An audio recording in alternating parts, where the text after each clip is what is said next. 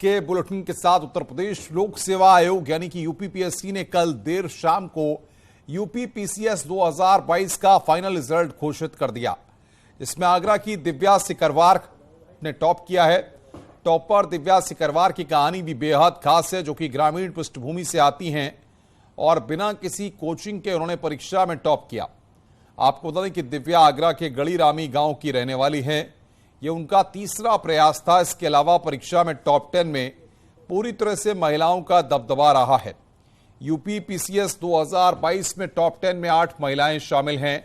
लखनऊ की प्रतीक्षा पांडे ने दूसरा, बुलंदशहर की नम्रता सिंह ने तीसरा और उत्तराखंड की आकांक्षा गुप्ता ने चौथा स्थान हासिल किया है। हमारे साथ ऐसी ही कुछ अफसर बेटियां जुड़ेंगी जिन्होंने अपनी सफलता का लोहा मनवाया है।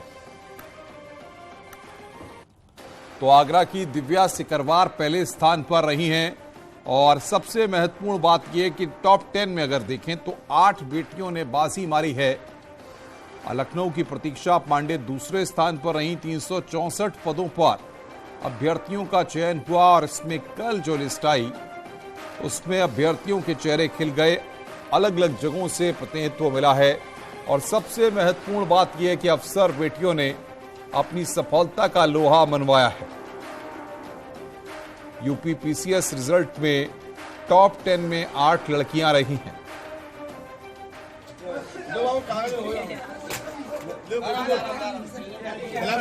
आगरा की दिव्या सिकरवार पहले स्थान पर रही हैं। लखनऊ की प्रतीक्षा पांडे दूसरे स्थान पर रहीं। बुलंदशहर की नम्रता सिंह तीसरे स्थान पर रही हैं।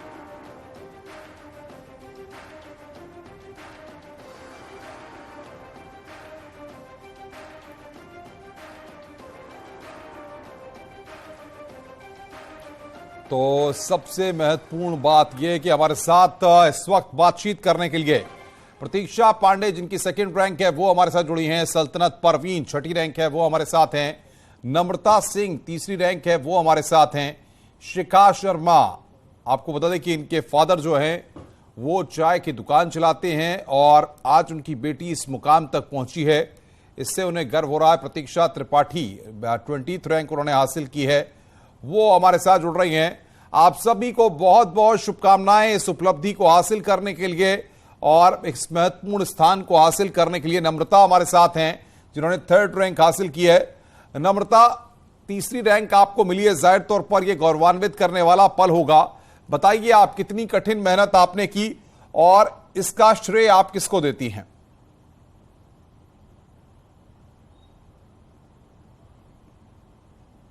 तीसरी रैंक मिली है और ये मेरा प्रथम प्रयास था यूपी पीसीएस में। इससे पहले मैंने काफी असफलताओं का सामना करना पड़ा था। मैंने यूपीएससी के लिए पहले ट्राई किया था और 2 मेंस लिखे थे। उसमें से एक में मैंने इंटरव्यू भी दिया था और बहुत ही कम मार्क्स से मैं फाइनल लिस्ट में नहीं आई थी। तो एकदम काफी टूट जाता है इंसान जब इतना पास जाकर भी वो लक्ष्य नहीं मिलता है। लेकिन मैंने फिर आगे बढ़ने का सोचा और फिर मैंने यूपी पीसीएस का एग्जाम दिया था और ये मेरा पहला ही प्रयास था और इसमें मेरे को 3 रैंक मिली है। तो मैं काफी ज्यादा खुश हूँ और मेरे आसपास जितने भी लोग हैं वो भी बहुत खुश हैं, परिवार वाले लोग खुश हैं और मैं काफी गर्व महसूस कर रही हूँ आज।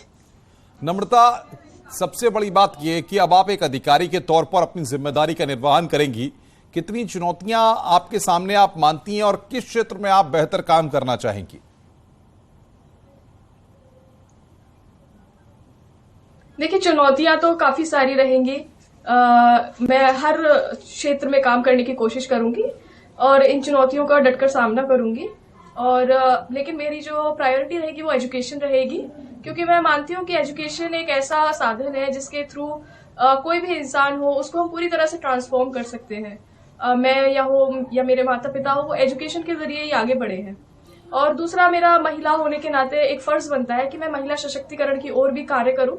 तो उनको किस तरह से हम एम्प्लॉयमेंट में लेकर आए और किस तरह से उनकी एजुकेशन को बढ़ाएं, इस तरफ भी मेरा काफी ध्यान रहेगा। साथ ही उनकी सुरक्षा और इन सभी क्षेत्रों को मैं केंद्रित करना चाहूंगी। नम्रता, आप हमारे साथ बने रहे। प्रतीक्षा पांडे, जिन्होंने 2nd रैंक हासिल की है, प्रतीक्षा पांडे, वो भी हमारे साथ जुड़ी हुई हैं। प्रतीक्षा, आपका भी स्वागत है, आपको बहुत बहुत बधाई। Thank you sir. बताइए आप किस तरीके से आपने तैयारी की और घर परिवार में जब इस बात का पता लगा कि आपकी सेकंड रैंक आई है तो क्या रिएक्शंस थे? सर, जब मैंने घर पे बताया था सबको तो सब बहुत ही खुश थे और ये उम्मीद थी कि रिजल्ट में इस लिस्ट में कहीं ना कहीं नाम होगा, पर ये उम्मीद नहीं थी कि इतनी ऊपर नाम होगा। तो अभी भी सब लोग बहुत खुश हैं। उस वक्त तक सब सरप्राइज थे, किसी को यकीन नहीं हो रहा था, पर आज सुबह जब सब सो के उठे हैं तो सबको यकीन है।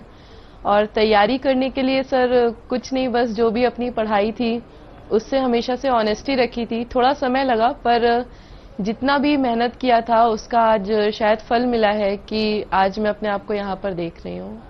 प्रतीक्षा, लेकिन सबसे बड़ी बात यह कि चाहे शुरुआती तौर पर देखें, जब आप 10th का एग्जाम दें, 12th का एग्जाम दें या उसके आगे कॉम्पिटिटिव एग्जाम्स जब आप देते हैं तो चैलेंजेस तो हर वक्त होते हैं। इस बार चैलेंजेस किस तरीके थे और आपने किस तरीके से उनको फेस किया और कैसे प्रिपरेशन की?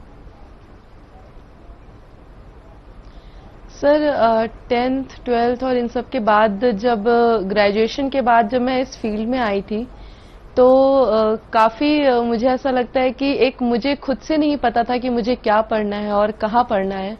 तो मैं बहुत रैंडम पढ़ रही थी, अपनी कमियां माननी चाहिए, तो मैं बहुत रैंडम पढ़ रही थी शुरुआत के 1-2 साल। फिर उसके बाद मैंने धीरे धीरे एनालिसिस करना शुरू किया अपनी कमियों के बारे में और क्या मुझसे गलतियां हो रही हैं, कहाँ पर मैं काफ़ी कमज़ोर रह जा रही हूँ, उसको मैंने एनालिसिस करना शुरू किया। और जब अपनी कमियां पता चली फिर अपनी फैमिली के साथ, फ्रेंड्स के साथ और अपने टीचर से डिस्कस करके मैंने अपनी पढ़ाई को स्ट्रैटेजिकली एक ऑर्गेनाइज करने की कोशिश की। और 2021 से मैंने चेंज करना शुरू किया अपने पढ़ने के तरीके को और इस साल फिर नेक्स्ट ईयर ये रिजल्ट आ गया। प्रतीक्षा, बिल्कुल मैं आऊंगा आपके पास। इस वक्त टॉपर दिव्या सिकरवार भी हमारे साथ जुड़ गई हैं। दिव्या, बहुत बहुत बधाई आपको, आपने टॉप किया है। कल भी हम आपकी तस्वीरें देख रहे थे और आज भी आपके घर में लोगों की भीड़ लगी हुई है, लगातार मिठाई खिलाने का दौर चल रहा है। जी सर, मैं बहुत खुश हूँ कि मुझे इस वर्ष परीक्षा में पहला स्थान हासिल हुआ है। मैंने इस बार, क्योंकि मेरा ये तीसरा अटैम्प्ट था, मैं 2020 से लगातार तैयारी कर रही थी और पिछले अटैम्प्ट में कहीं ना कहीं कुछ कमी रह जाती थी, कहीं मेरी मेंस की प्रिपरेशन में, ऑप्शनल में, कहीं मुझे इंटरव्यू में कमी रह गई थी लास्ट ईयर, जिससे मेरा 2 नंबर से सिलेक्शन नहीं हुआ। पर इस वर्ष मैंने अपनी सारी कमियों को दूर किया था, तो इसी वजह से मुझे यह उम्मीद थी कि मेरा सिलेक्शन तो हो जाएगा, पर जब पहले स्थान पर ही मेरा नाम होगा ऐसी उम्मीद तो नहीं करते हैं, क्योंकि यही था। पर यह है कि मेरी मेहनत सफल हुई और मेरे घर वालों की मेहनत सफल हुई, इससे मैं बहुत खुश हूँ और मेरा परिवार, मेरा गाँव बहुत खुश है। क्या लगता है दिव्या, आपने टॉप किया है, टॉपर बनना इतना आसान तो नहीं होता है, लेकिन सबसे बड़ी बात यह है कि बहुत सारे बच्चे तैयारी करते हैं, एग्जाम देते हैं और कुछ पीछे रह जाते हैं, कुछ आगे निकल जाते हैं। ऐसे में आप तैयारी करने वाले युवाओं को क्या मैसेज देंगी? किस तरीके से फोकस करना है, किन चीजों से दूर रहना है, किन चीजों की बेहतर तरीके से तैयारी करनी है और प्लान ऑफ एक्शन क्या होना चाहिए? जी सर, जी सर, क्योंकि सिविल सेवा की तैयारी में सर हमें बहुत ज़्यादा मटेरियल रिसोर्सेज अवेलेबल होता है मार्केट में, लेकिन हम इसकी तैयारी की एक सीधी सटीक तैयारी सिलेबस के माध्यम से कर सकते हैं, क्योंकि सिलेबस में सब कुछ डिफाइन है। उसी के अकॉर्डिंग अपनी हमें तैयारी करनी चाहिए, अपने रिसोर्सेज लिमिटेड रखने चाहिए और अपने रोज़ के डेली के टारगेट बनाने चाहिए, डेली के, वीकली, मंथली, ऐसे ही मैंने अपनी तैयारी डिवाइड की थी और अपने डेली के टारगेट के माध्यम से अपने सिलेबस को पूरा किया। मैंने ये परीक्षा की पूरी तैयारी ऑनलाइन माध्यम से घर से ही की थी, तो मेरे डेली क्लासेज होती थी, उनके अकॉर्डिंग जो भी सर मुझे पढ़ाते थे उनका डेली नोट्स बनाना और फिर उन क्लासेस के बाद उन नोट्स का रिवीजन करना, आंसर राइटिंग करना, जो एक बहुत मेजर पार्ट है इस तैयारी का। और इन्हीं सब माध्यमों को पूरी ईमानदारी के साथ करके मैंने ये फर्स्ट रैंक हासिल की। सवाल ये, आपके आसपास का जो वातावरण था, ग्रामीण परिवेश में आप पली बड़ी हैं, चीजें इतनी आसान नहीं थी, तो ऐसे में आपने कब इस बात को सोचा कि नहीं मुझे अधिकारी बनना है, मुझे आईएएस बनना है, पीसीएस बनना है? कोई सपना लेकर के आप आगे बढ़ी और किन किन का आपको सपोर्ट मिला? क्योंकि गांव की बेटियों के बारे में ये कहा जाता है कि गांव की बेटियां चार दीवारी से बाहर निकल करके शहरों में आकर के ऊंचे ऊंचे सपने जरूर देखती हैं, लेकिन वो पूरे नहीं होते।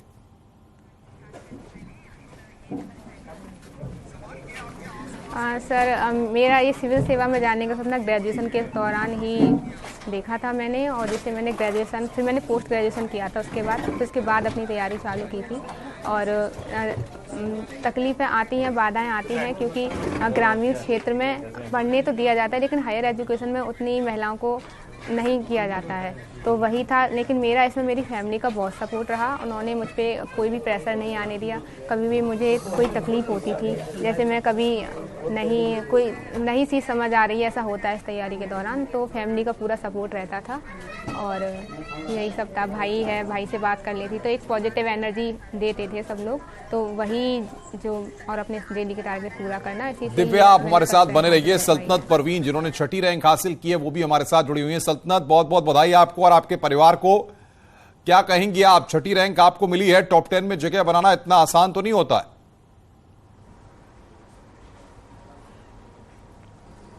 जी सर, ये बहुत बड़ी अचीवमेंट अभी मुझे ऐसा फील हो रहा है, क्योंकि जब मैंने रिज़ल्ट देखा था तो कल शाम में मुझे यकीन नहीं हो रहा था कि मेरे फर्स्ट पेज पे मेरा नाम है। मुझे इतना यकीन था कि पीडीएफ में मेरा नाम आएगा, बट फर्स्ट पेज पे मेरा नाम देखना ये बहुत सरप्राइजिंग था मेरे लिए और बहुत खुशी हुई ये देख के। सबसे पहले मैंने अपने फादर को बताया था, सब लोग बहुत खुश हैं, पूरी कॉलोनी, पूरे परिवार, एक्सटेंडेड फैमिली, सब लोग बहुत खुश हैं सर। बताइए आप, जाहिर तौर पर देखिए जब बात पढ़ाई लिखाई की होती है तो सिलेक्शन ऑफ सब्जेक्ट्स, बहुत सारी चीज़ों से आपको दूर भी रहना पड़ता है इस पढ़ाई के दौरान। सोशल मीडिया और तमाम चीज़ें हैं, तमाम रिश्तेदार नातेदार सबके कार्यक्रमों में, शादी ब्याह बर्थडे, सबको इग्नोर भी करना पड़ता है। सल्तनत परवीन ने क्या क्या किया और कैसे तैयारी की? जी सर, मैं सच बताऊं तो मैंने ऐसा कुछ आउट ऑफ द बॉक्स नहीं किया जो बाकी एस्पिरेंट्स करते हैं, बाकी कैंडिडेट्स करते हैं। मैंने यूजुअली वही किया, बट मैंने एक चीज़ ये सीखा इस चीज़ से कि मैंने हमेशा कोशिश की कि मैं फैमिली, सोशल लाइफ और अपनी पढ़ाई सब कुछ साथ लेके चलूँ। कॉम्प्रोमाइज़ तो डेफिनेटली करने पड़ते हैं। कई बार होते हैं कि आपके टारगेट्स कंप्लीट नहीं है तो आप यहाँ नहीं जा सकते या कोई फंक्शन अटेंड नहीं कर सकते या फैमिली के साथ आउटिंग पे नहीं जा सकते। बट मैंने हमेशा कोशिश की कि मैं फैमिली को भी उतनी टाइम दूँ, फ्रेंड्स को भी टाइम दूँ, अपने मेरी जो हॉबी है वॉलीबॉल खेलना, मैं उसको भी टाइम दूँ। तो मैं सबको इक्वली टाइम देती थी, सबकी अपनी इक्वल इम्पॉर्टेंस है सर। तो जहाँ तक मेरा मानना है सर, आप सब चीज़ें लेके भी आप प्रिपरेशन कर सकते हैं और एक अच्छी रैंक हासिल कर सकते हैं। बहुत महत्वपूर्ण बात आपने कही है सल्तनत। सबसे बड़ी बात ये कि हम देखते हैं कि तकनीक के दौर में चीज़ें आसान हुई हैं। आपको लगता है कि जो लोग नए बच्चे जो तैयारी करते हैं या जो परीक्षाओं में वक्त घबरा जाते हैं, उनको डर लगने लगता है, उससे कैसे बचा जाए?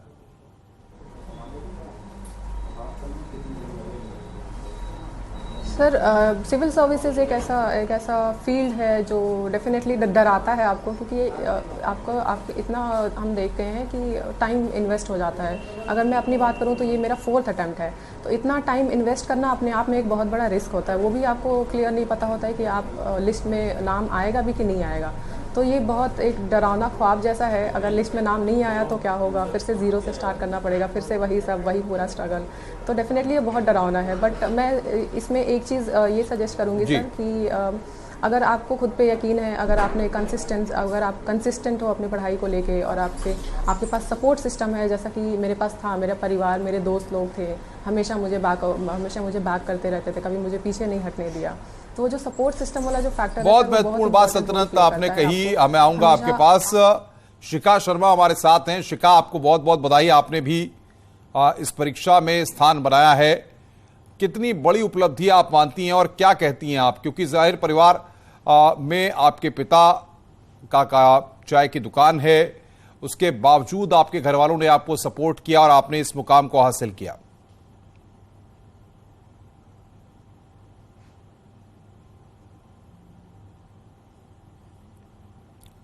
शिखा, आपको मेरी आवाज आ रही है? बिल्कुल। जी बोलिए। फैमिली ने मुझे काफी सपोर्ट किया और यस सर आपको आ रही है? जी बोलिए। हेलो जी बोलिए। हाँ जी सर, मैं आपको धन्यवाद कहना चाहूँगी। और सर, आप जैसा कि कह रहे हैं कि फैमिली से पूरा सपोर्ट मिला, हाँ जी सर, मुझे पूरा सपोर्ट रहा है हमेशा से ही। और फैमिली बैकग्राउंड से ज़्यादा मैटर ये करता है कि हमारे पेरेंट्स हमें कितना सपोर्ट करते हैं। बिल्कुल। तो उसमें कभी भी कोई कमी नहीं रही थी। शिखा, आपके चैलेंजेस क्या हैं आगे? आप क्या चाहती हैं आगे, क्या करना चाहती हैं? जी सर, अभी फिलहाल जो ये दिव्यांगजन सशक्तिकरण अधिकारी की पोस्ट मुझे मिली है, तो मैं अभी यहाँ जो भी योजनाएं हैं, गवर्नमेंट स्कीम है, उनको पूर्णतः इम्प्लीमेंट करने की कोशिश करूँगी और उसमें सुधार करने की कोशिश करूँगी। इसके अलावा मैं व्यक्तिगत तौर पे प्रयास करूँगी कि मैं एसडीएम सेलेक्ट हो जाऊं और उसके लिए मैं आगे प्रयासरत भी रहूँगी। आपको क्या लगता है, घर की अगर फाइनेंशियल स्थिति ठीक ना हो, कई बच्चों के साथ ऐसा रहता है, और उसके बाद क्या उसका असर पढ़ाई पर भी आता है, या फिर अगर ठान लिया है तो सब कुछ पाया जा सकता है?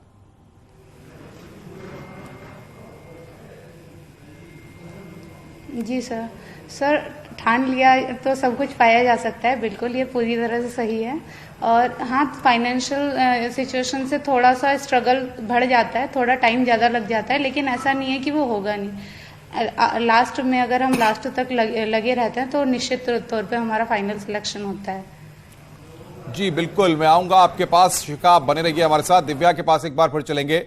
दिव्या, आप टॉपर हैं और मैंने देखा कि आपकी हॉबीज बड़ी अच्छी अच्छी हैं। आप संगीत की भी जो है महारत हासिल कर चुकी हैं, आपको लिखना पढ़ना भी बहुत अच्छा लगता है। क्या क्या हॉबीज आपकी हैं, जरा बताइए आप, ताकि लोग जान पाएं।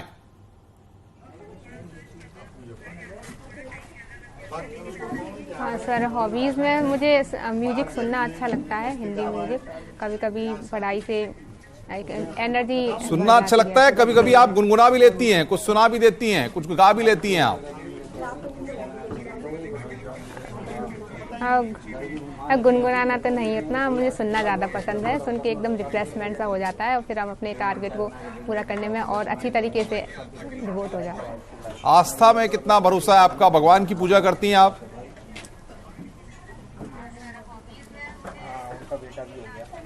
जी सर, विश्वास है, क्योंकि हम मेहनत करते हैं और उसका फल कहा गया है कि मेहनत करो, फल का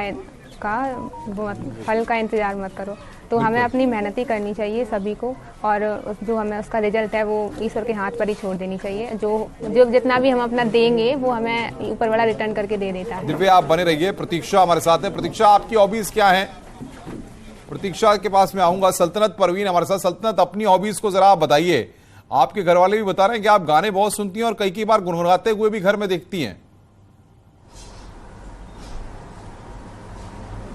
जी नहीं सर, मुझे एक्चुअली वॉलीबॉल खेलना बहुत पसंद है। मैं वॉलीबॉल पे नेशनल लेवल पे 2 बार रिप्रेजेंट भी कर चुकी हूँ। तो वॉलीबॉल मैं अपने खाली टाइम में खेलती हूँ, तो उससे फिजिकल फिटनेस तो रहती है, साथ में एक मेंटल रिफ्रेशमेंट भी आ जाता है, जिससे मेरी काफ़ी हेल्प मिलती है। और क्या हॉबीज आपकी हैं? इसके अलावा सर मैं अप साइकिलिंग भी करती हूँ। अप साइकिलिंग बेसिकली एक प्रोसेस है जिसमें आप वेस्ट प्रोडक्ट्स को एक नया रूप देते हैं, जो कि पहले से ज़्यादा खूबसूरत होता है और पहले से ज़्यादा वैल्यूएबल होता है। तो ऐसे कई सारी चीज़ें मैं अपने खाली टाइम में बनाती रहती हूँ। बहुत बड़ी बात है। नम्रता भी हमारे साथ है, जिन्होंने 3rd रैंक हासिल की। नम्रता, अगर आपकी हॉबीज की बात करें तो आपकी क्या हॉबीज हैं, आप बताइए तरह, और किस तरीके से आप उन हॉबीज को लेकर के इस पूरी प्रिपरेशन के दौरान उन पर भी आपने ध्यान दिया?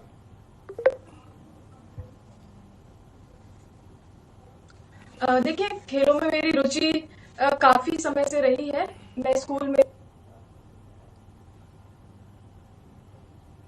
तो नम्रता से हमारा संपर्क जैसे कटा है, उनसे हम संपर्क करने की कोशिश करेंगे। एक बार दिव्या के पास चलते हैं। फिर एक बार दिव्या हमारे साथ हैं। दिव्या, आपको मेरी आवाज आ रही है?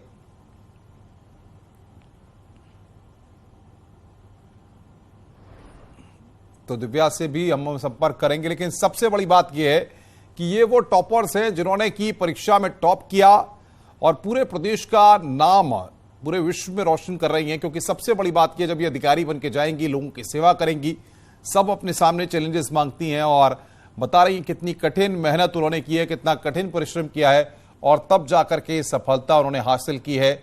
घरों में, परिवार में, आसपास के लोगों का बधाई देने का तांता लगातार लगा हुआ है। खुशियों का सिलसिला लगातार लोगों के घरों में है। रुक रहे हैं एक ब्रेक के लिए, जल्द हाजिर होते हैं। आप देख रहे हैं न्यूज़ 18 उत्तर प्रदेश उत्तराखंड।